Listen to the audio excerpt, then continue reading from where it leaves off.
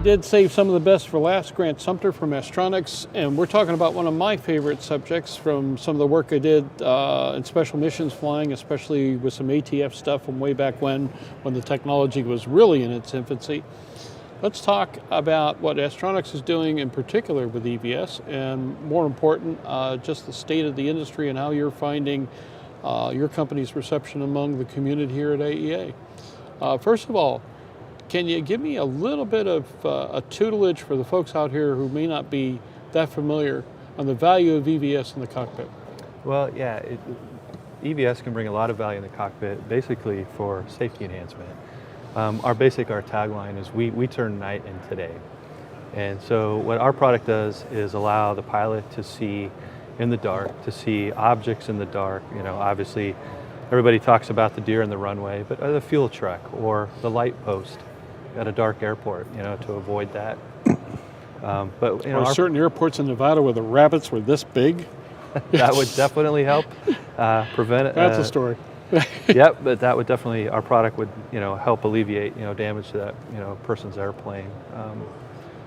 So yeah, but we're an enhanced vision system. We also can help pilots not only during the nighttime, but the daytime as well. Especially if you're a pilot that flies in the LA basin with lots of smog and haze. Oof. We can declutter that. We can see through that, and we've had pilots report back to us who fly in that environment that it helps them find the airport sooner and quicker. So not only nighttime flying, but daytime flying as well. You know, our product is an infrared detector, as you know. They're obviously much smaller than what you are used to in flying. They're much lighter. And you know, obviously the resolution is much different over time. Our product is right now at 640 by 40 lines of resolution, and that's great for a cockpit display. You know, if you get wider, you don't have 22-inch displays in a cockpit. So our product works great. And another thing that we've done to enhance our product is we've started. We've been blending visible light with infrared. And what that does, gives the multi-spectrum. Yep, but it gives the pilot the ability to see LED airport lighting, because as you know, LEDs don't produce a lot of heat. So with the visible light camera, we were able to correct that and give the pilots the ability to see airport. The other thing too that's really neat with the visible light blending is the amount of detail a pilot can also see. Taxiing at the airport, the visible light actually, you can see the words on the hangars, so it'll help you find the right hangar to go to as well. So it's just little things that people are using it. They're actually teaching us how they're using the system in different ways that we didn't even think about, which is really exciting for us. So our customers are actually telling us about different features that our EVS brings to the cockpit, because they get to see things in real life that we don't get to experience. So, who is or who are the kinds of clients that are adopting this kind of technology, and why? Well, one of the ones we're really excited about right now is the firefighting, aerial firefighting industry has been using EVS. Obviously, like flying in the LA basin, we can see through the smoke. And that obviously gives the pilot... And smoke in the LA basin is really bad news. Yeah. So as an aerial firefighter, we really want them to obviously see where they're going. And our product definitely clears that smoke out of their view for them. The other thing that's exciting with aerial firefighting as well is not only the safety benefit, but the pilots can also see where they've been putting the retardant in water. And obviously, as they put the water down, that area turns dark. And so they're able to get that fire out faster because they're not putting the water on the same place over and over again. And obviously, today with the price of fuel obviously going through the roof, if we can help them get that fire out quicker and help them save fuel. So I mean, the number one benefit is obviously the pilot and aircraft safety, but 2 and 3, and help them get that fire out faster and to even save some dollars doing so. I think it's tremendous benefit. So firefighting has really been a major sector that is taken off with EVS. Obviously, there's many general aviation aircraft with EVS, using it. We have a King Air STC kit, for example. Air ambulances all over the world are installing our system as well, because they fly into a lot of airfields around the globe don't have the lighting that we do. So how about adaptation by the rotor community? Yeah, that's big time for us as well. Yes, air ambulances as well, and rotorcraft, search and rescue, oil and natural gas platforms use our product as well.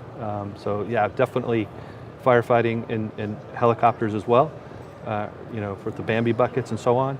They're using our system. Actually, they're facing it down, so as they retrieve the water in the lakes, and they can see the aerial firefighting aircraft with the floats are actually using it to look at the water as well, to make sure there's no logs as they land to scoop up the water. So I mean, there's EVS. Our EVS system is a lightweight, small system that's very intuitive and easy and affordable. And this makes it's just a really intuitive product for our customers to use, and they definitely see the benefit really quick. Talk about the componentry, the equipment that needs to be installed on an aircraft, as well as the interface for somebody to be able to utilize this technology. Sure. So there's a lot of avionics out there, display systems, Garmin, Rockwell Collins, Universal, and so on. They all have a composite video input. And so really that's what it boils down to, is any display system that has a composite video input will work with our camera system. And something we're kind of excited about, we're getting close to being able to integrate our video on the iPad.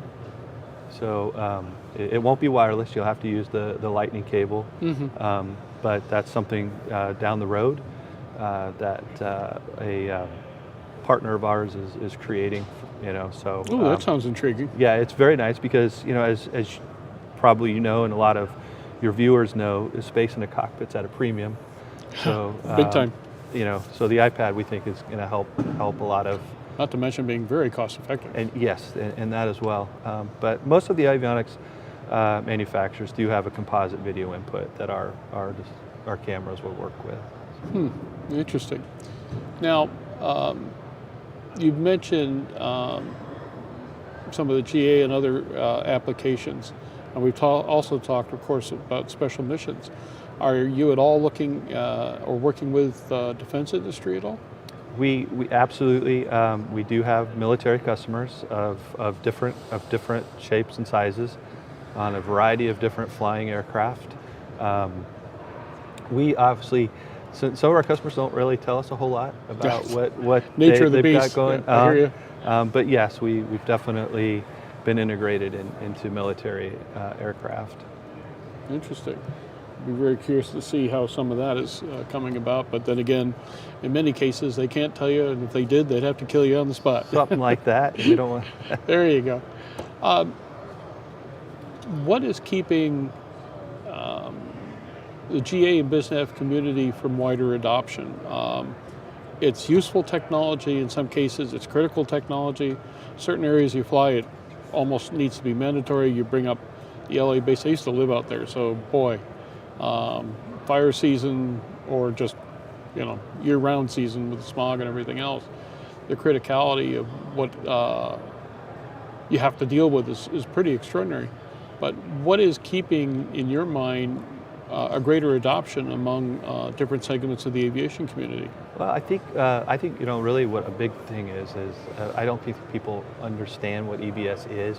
Or I think there's a majority of people that have never heard of EVS. Oh, I agree with you. And so I think we need to do a better job of getting our messaging out there as well.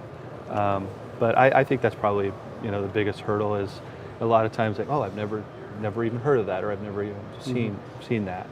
So I think we're out there more. I mean, we're at Oshkosh, and I think we're seeing more and more people, seeing us and what we can do. you know, we have over 5,000 EVSs flying right now globally. Oh, no kidding. I was wondering about that. Yeah, and so that's not a bad bit of penetration in the market. I mean, it needs to grow. There's no doubt, but I think we're making progress every year. Wonderful. Okay. Where do you see the technology going from here? What are the leaps ahead that you folks are working on, or what are the other accommodating technologies that may in fact increase the utilization or enhance the usefulness of EVS? Well, that's a very good question, and we're studying that at different levels. I mean, obviously eVTOL aircraft and things like that are going to have different needs, and the reality is we don't have I don't have an answer to that question per se, but we are working, what we're trying to do is we're working with our customers to tell us what kind of technologies they want to integrate with infrared. I mean, there's lots of things out there. There's LiDAR, you know, maybe putting in a 5G transmitter so that the video image can be transmitted down in an urban environment. Okay. You know, so there are some things that we're looking at to enhance that for possibly urban or mobility and see what that. But we're still working on what that roadmap looks like right now. Well, it'll be fascinating to see what you come up with in the coming days. Grant, I appreciate you taking the time to talk to us here at Aero-News and Airborne. It's been a fun week for the industry. It's been fun to watch how everybody's kind of been coming out of their shell after the last 2.5 years of, oh my gosh, what are they going to throw at us next? We have been asking 2 questions of everybody in regards to kind of an industry consensus. One is the effect of the supply chain shortage. How is that affecting y'all at this point?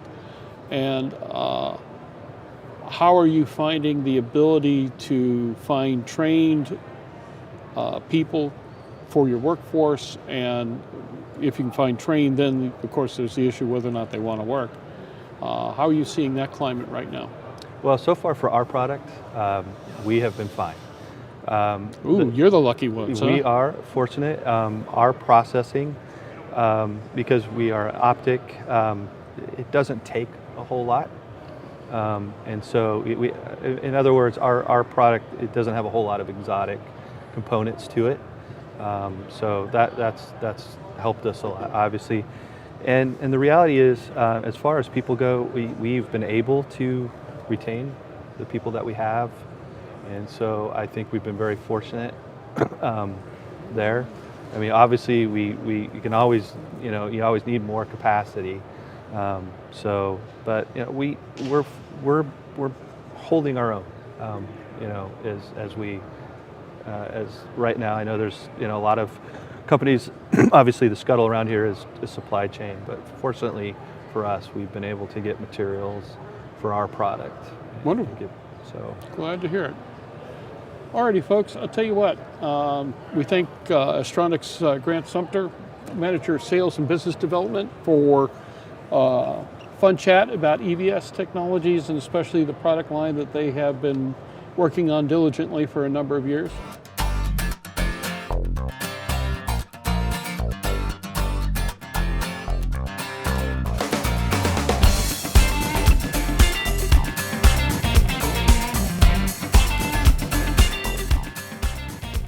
News Network's coverage of the 65th Annual AEA International Convention and Trade Show, live from New Orleans, is brought to you in part by the following sponsors: